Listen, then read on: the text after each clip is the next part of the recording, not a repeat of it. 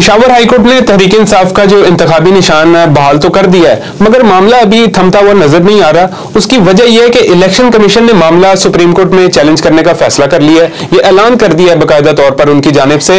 इस हवाले से इलेक्शन कमीशन में जो है वो आज इजलास हुआ है और इजलास में जो है वो अरकान की जानिब से ये फैसला लिया गया है। कानूनी टीम को पिटीशन तैयार करने का हुक्म भी दे दिया गया है और लीगल टीम ने इसकी तैयारी पर जो है वो काम भी शुरू कर दिया है। केस के अगर बैकग्राउंड पर बात करें तो इलेक्शन कमीशन ने 22 दिसंबर को पीटीआई इंट्रा पार्टी इंतखाबात कलअदम करार दिए थे। पेशावर हाईकोर्ट के जस्टिस कामरान हयात ने 26 दिसंबर को इलेक्शन कमीशन का फैसला मुअत्तल किया था, लेकिन पेशावर हाईकोर्ट के जस्टिस एजाज खान ने 3 जनवरी को मुअत्तली का फैसला वापस ले लिया था।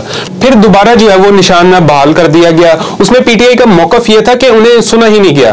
पीटीआई अगर इंतखाबी निशान से महरूम होती है तो फर्क उन्हें इस सेंस में पड़ेगा कि उनके पास वक्त इतना नहीं होगा कि वो नए निशान को कम वक्त में आम कर सकें।